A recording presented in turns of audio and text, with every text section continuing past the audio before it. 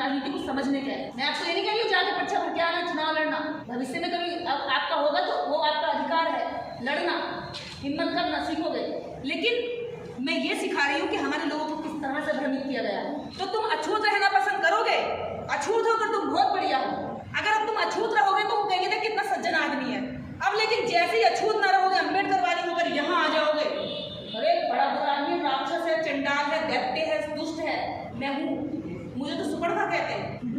हाँ, सुपर्णखा बोलते हैं, मैं सुपर्णखा हूँ उनके लिए, तो मैं एक्सेप्ट करती हूँ। हाँ, मैं तुम्हारी व्यवस्था में सुपर्णखा हूँ, मैं तुम्हारी व्यवस्था को नहीं मानूंगी। अगर मुझे किसी व्यक्ति को प्रपोज करना होगा तो मना कर सकता है, लेकिन मेरी नाक नहीं काट सकता। आज लड़की या महिला किसी व्यक्ति को प्रपोज करती तो उसकी नाक काटी जा सकती है, कानूनी धाराओं में आ जाएगा, अटेम्प्ट टू मर्डर में हो जाएगा, हाफ मर्डर का चार्ज लगेगा। लेकिन तुम्हारी व्यवस्था में एक महिला अगर शादी के लिए किसी को प्रपोज करे तो उसकी नाक काटी जा सकती है और फिर उसे अपमानित किया जा सकता है बड़े गर्व से, सुपर्णखा, तो मैं सुपर्णखा हूँ, मान लो मुझे सुपर्णखा। मैं सीता नहीं हूँ कि मेरा पति कहे कि अग्नि में बैठ तो अपनी परीक्षा करे। सीता नहीं बनना है मुझे कि मैं अपनी पवित्रता साबित करने के लिए अग्नि में बैठूँ। अगर मैं अग्नि में बैठूंगी तो उसको लेके बैठूंगी, साथ साथ दोनों जलते हैं, मरेंगे दोनों जलेंगे। तू क्या करेगा यहाँ पे जिंदा रहकर मेरे साथ ना? क्यों? कानून कहता है कि आप किसी को आज दे देंगे महिला की परीक्षा।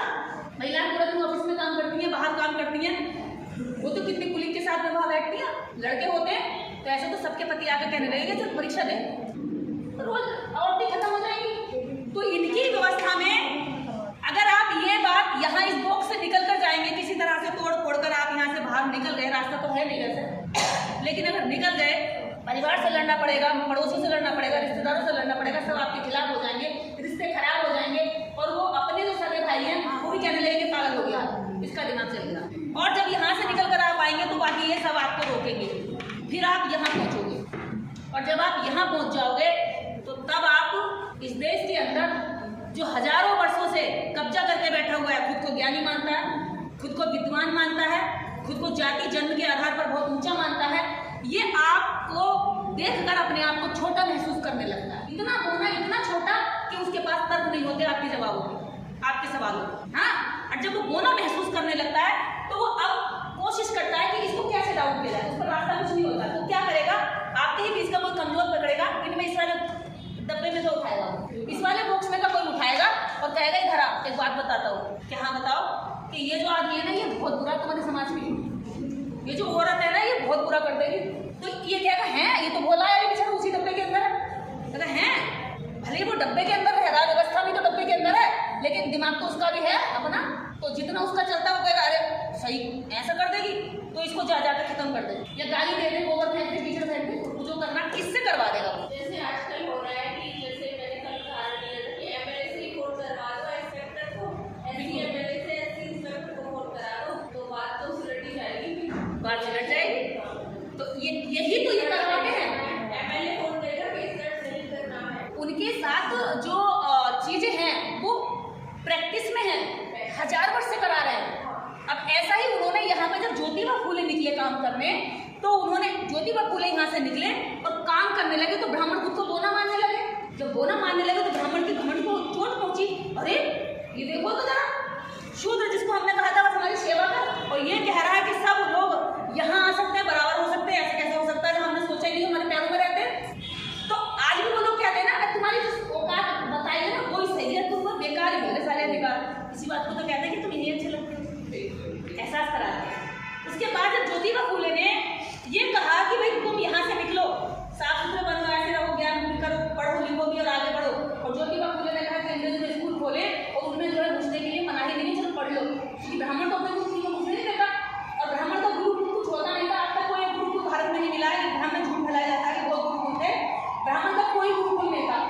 एक चुटिया वाला ब्राह्मण एक पेड़ के नीचे खड़ा हो जाता था और 4 ब्राह्मण के बालकों को वेदों की कहानी बताता था। वेद कौन से वही जो मैं, ठीक है, मेरे पास हिंदी और संस्कृत दोनों के संस्कृत पढ़े हैं वेदों के, और मनुस्मृति की जातियां क्या हैं, इनको कैसे नीचे रखना ये नहीं बताता हूँ कि इनको है रखना, इनको है, इनको है, तुम हो ऊपर सबसे।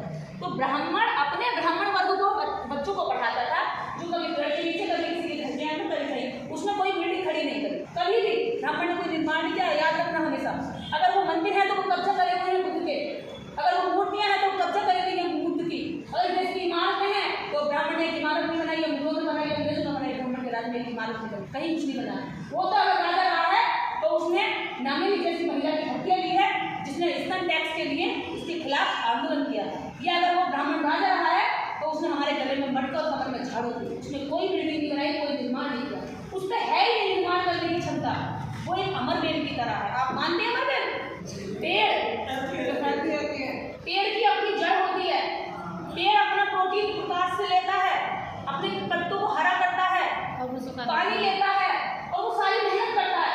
और बेल क्या करती है? कोई मेहनत नहीं करती, उसकी कोई जड़ नहीं होती, वो उस पर लेटती है, इतनी सी गिरती है और ऐसे छा लेती है और दिखाती है मैं नहीं हूँ, और खा जाती है उसकी हरियाली को। और इतलाती कितनी है? इतलाती इतनी है, पेड़ इतना नहीं इतलाता जितनी कि वो घमंड में रहती है, ऊपर से लेकर नीचे तक उसे कब्जा कर लेती। पेड़ का जो असली जो आकार है, जो पत्तियां, वो भी समझ में नहीं आई कि इसकी लंबी पत्ती थी या छोटी पत्ती थी, चौकोर पत्ती। तो ये जो ब्राह्मण वर्ग है ये ऐसा ही है, ये कभी अपनी तैयार नहीं करता है, बस तैयार करे हुए को छीना कैसे जाए इसका प्लान करता है, और वो यहाँ से प्लान करके छीन भी लेता है। निर्माण हम करते हैं और छीनने का काम, छीनने का प्लान वो करता है, हम छीनवा लेते। हमारी सारी संस्कृति सभ्यता छीनी गई है और हम छीने हुए लोग आज बिखर के पड़े। जब ज्योतिबा फूले ने कहा कि भैया यहाँ से हटो और यहाँ को चलो, तो उन्हें लगा कि ये ज्योतिबा फूले तो भैया ये नीचे रहने वालों को ऊपर ले आएगा, तो ऐसे करते हैं इसको किसी तरह से खत्म करना पड़ेगा। ये डरता भी नहीं, झुकता भी नहीं, सामाजिक बहिष्कार करा दिया, उसका पानी बंद करा दिया, मानता नहीं है, इसका क्या करा जाए। तो उन्होंने कहा, जैसे अभी दीदी ने बताया कि हमारे लोगों के लोग इस्तेमाल करते हैं, इन्होंने यहाँ से 2 आदमी को समझाया, ठीक है, यहाँ से 2 आदमी को समझा लिया कि भाई इधर आओ, कि ये जो ज्योतिबा है ना, ये जो ज्योतिबा फूले है ये बहुत बुरा आदमी है, ये तुम्हारे समाज के लिए किसका काम कर रहा है, बताओ तुम्हें इस धर्म से तोड़ रहा है, बताओ तुम्हें यहाँ से निकाल रहा है, तुम यहाँ जाओ तो कहाँ जाओगे, यहाँ पर कम से कम तुम वो, हम तुम्हारे कभी कभार काम आते हैं, तुम्हारे कंधे पर हाथ रखो, तुम्हें बिल्कुल अकेला कर देगा ये। तो उसको अलग अलग तरह से करके इस शराब पीने वाले 2 लोगों को ले आए, इन्हें शराब पिलाई और इन्हें बोला कि जाओ ज्योतिबा को मारो। कहाँ से? जिनका भला कर रहे थे, जिसमें से भला करके यहाँ लाना चाहते थे, उसी में से 2 लोग उठा के ले आए और बोले जाओ ज्योतिबा को मारना है। वो तैयार हो गए, कटार दे दी, उस समय इतने बड़े हथियार नहीं होते थे, कटार या जो भी रहा होगा जिससे वो मार सकते हैं, कि जाओ मार के आओ, आज तुम्हें टारगेट मिला, तुम्हारे समाज का नाश हो जाएगा, तुम्हारा नुकसान हो जाएगा, इसको खत्म करो। ये 2 लोग ऐसे चल देते मारने के ज्योतिबा को। जब ज्योतिबा फूले को ये मारने जाते हैं तो ज्योतिबा फूले एक बात कहते हैं, जब रात के अंधेरे में कटार उनके सीने पर तान देते हैं, तो ज्योतिबा फूले के मुँह से एक बात निकलती है कि सुनो सावित्री, अगर ये लोग आज मुझे मार देते हैं तो इनके बच्चों को जो पढ़ाने का मिशन है ये बंद नहीं होना चाहिए, अगर आज मैं मर जाता हूँ तो तुम इस मिशन को आगे लेके जाना। ये बात सुनकर ये दोनों हैरान हो गए। क्या बोल रहे हो तुम? कटार रोक ली, दोबारा जब बोलो क्या बोलो तुमने? कि हाँ मैं ये सही बोल रहा हूँ कि जो मैं तुम्हारे बच्चों को पढ़ा करके उनका जीवन अच्छा बनाना चाहता हूँ, वो अगर तुमने आज मुझे मार दिया तो सावित्री अगर बच गई तो सावित्री इसको आगे लेके जाएगी और ये मिशन रुकेगा नहीं। फिर वो बैठ गए नीचे कि जरा ठीक से समझाओ क्या कह रहे हो, जरा ठीक से तो समझाओ, तुम्हारी बातों को बड़ी अच्छा लग रहा है, बड़ा ज़बानदार बोल रहा हूँ, मैं तो समझ नहीं आई। तो बोले बात ये है कि मैं तुम्हें पढ़ा लिखा करके बराबर करना चाहता हूँ, और जिन्होंने तुम्हें मारने के लिए मुझे भेजा है वो तुम्हें उसी नर्क में, उसी गंदगी में, उसी बदबूदार जगह पर रहने देना चाहते हैं, रखना चाहते हैं अपना दास गुलाम बनाकर। ये उनका सुकून है। अगर तुम ऊपर चलेगे तो इनकी गुलामी कोई करने वाला नहीं बचेगा। अगर ये मान लो बॉक्स खाली कर दिया हमने ये वाला, तो ये किसको मारेगा? फिर कहाँ से लेगा? किसको गाली देगा? किसको कूटेगा पीटेगा? कौन इसकी कम पैसों में गुलामी करेगा? अगर ये मान लो यहाँ से उठ के ऊपर आ गया, यहाँ से फ्री के मजदूर मिलते हैं, जब ये यहाँ आ जाएगा तो इनकी मजदूरी नहीं करेगा, अगर करेगा तो अपने रेट लगा कर करेगा, इनकी जैसे नहीं करेगा। ये कौवे में मजदूरी कर देता, ये कौवे में पूरे दिन सेवा दे देता। जो धर्म के नाम पर बड़े बड़े आश्रम बनते हैं, ये सेवा देने जा रहे हैं, चिनाई करके आएगा फ्री में, बगीचा लगा के आएगा फ्री में, करके आते सारे काम फ्री में करके आते हैं कि हमने सेवा करी है भगवान की। रोटी बना के आएगा, रोटी के लिए जागरण के लिए सीखों के लिए दूसरा ये धर्म का प्रचार फ्री में करता है, जगह जगह कीर्तन करता है, हवन करता है, जागरण करता है, झांकियाँ निकालता है। तो ये धर्म का प्रचार भी नहीं हो पाएगा। अगर ये हटिया तो उनका बहुत नुकसान है, धर्म का प्रचार खत्म हो जाएगा। और सबसे बड़ी बात, जिसको वो चाहते हैं कि इनकी सारी लड़की बेटा एक एक काम में हो, कई 100 रुपये आपका पूरे जीवन में आपका बचता नहीं होगा जितना वो एक आदमी से कमा लेते हैं। जन्म से लेकर मृत्यु तक सारे संस्कारों में ये आपके लिए सम्मान से खाता है, सम्मान से आता है, पूजनीय होता है। तो इसका सम्मान करने वाला वो खत्म हो जाएगा। वो क्यों चाहेगा कि ऐसा हो? तो वो तो हमें कहेगा सुपड़ खा, वो तो हमें मारने की कोशिश करेगा, वो तो हमारे पीछे पड़ेगा। तो ज्योतिबा फूले से कहा इन लोगों ने कि जरा ठीक से समझाओ, तो हमारे लिए कर क्या रहे हो?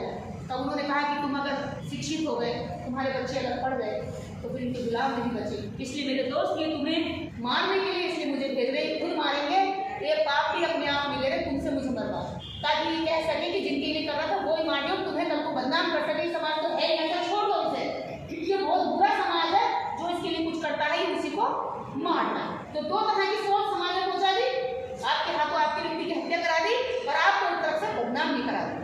भले वो अज्ञानता में करा लेकिन बदनामी तो सच में हो गई। तो ये काम आपसे ही करवाई।